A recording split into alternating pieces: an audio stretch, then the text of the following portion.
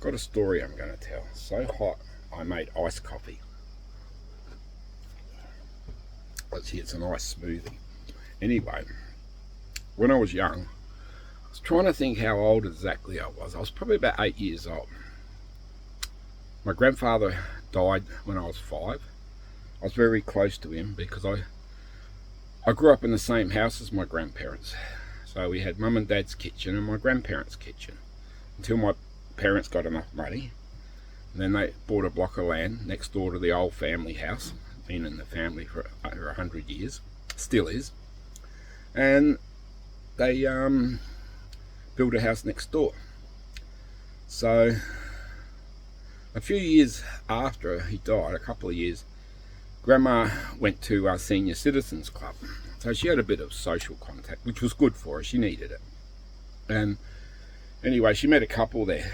And I can't, Flo, that was her name, but his name was Stanley Perkins. I remember very clearly.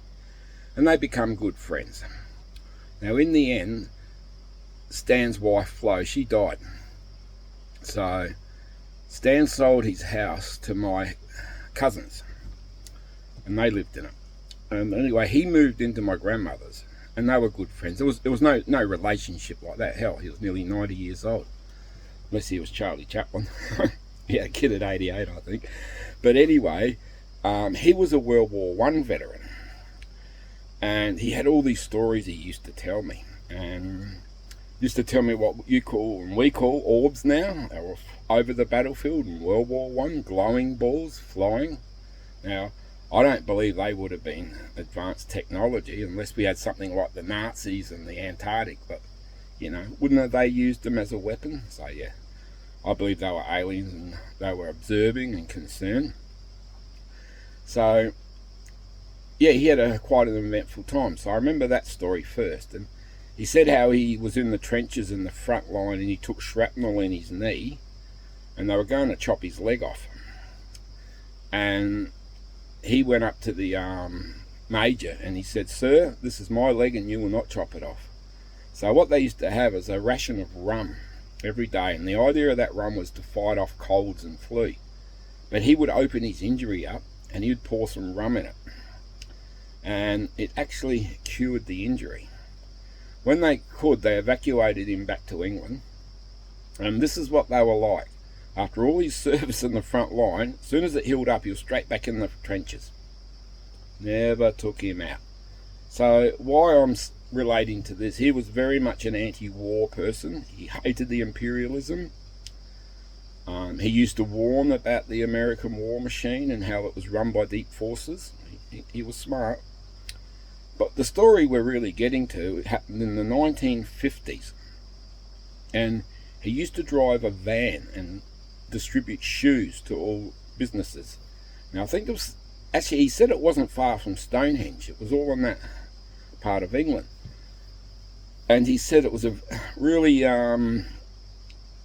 what would you call it, a typical gloomy English morning, and he was driving in laneways with the hedgerows, and he just looked up in the sky and he saw this glowing object.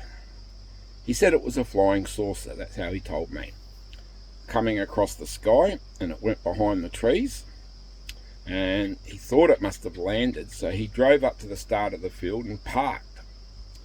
And he said, I walked up the field, and when I got up there, there was a man in a silver suit and a lady in a silver suit, and he had some device in his hand. This craft, he said, was about 30 foot wide to 40 foot wide. It had 3 legs where it was sitting on the ground. It made no noise. And he said he just went up and said hello. And he says this gentleman spoke English and he spoke it verbally. He was a human type creature or being. And Stan said hello, and he says, what are you doing here? And he says, oh, hello. He says, we're from another world and we don't mean you any harm. We're here on a scientific expedition. He said, what other world? And he said, in your solar system. In the solar system that you live in. And he said, what planet? And they said, one of the moons of Saturn. And then they said, would you like to come on board? And I said to Stan, what did you say? And he said, I'd love to.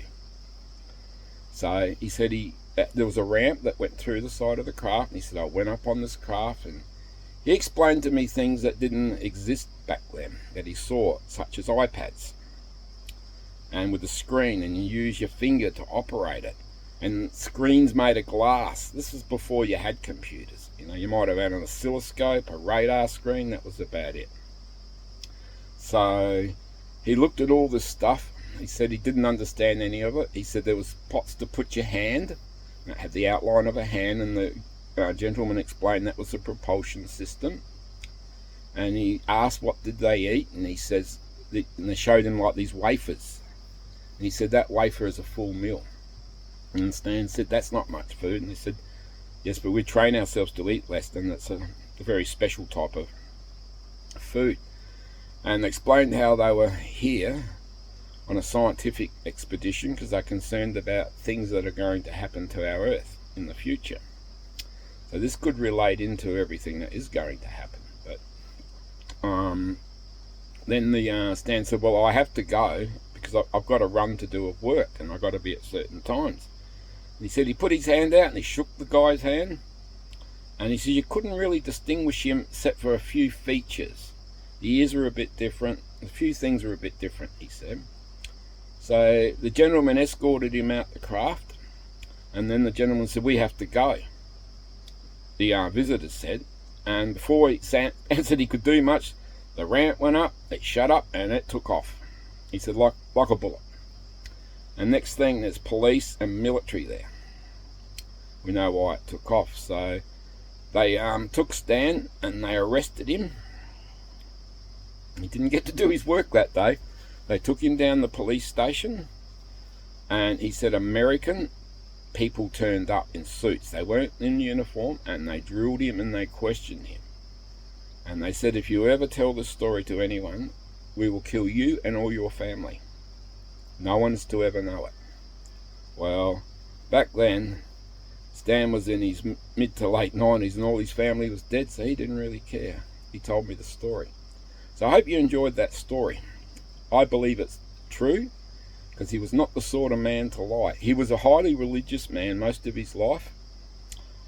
After he saw this craft, he hated the church he was in. He said, I realise now, for some reason, it's not a church of goodwill to people, it's a church of fear. And he says, we were always poor because we were always giving our money to the church. So yeah, he became a different person from experience. He still believed in God. He still believed in an almighty power. He just didn't think it was through the people that were constructing it and running it.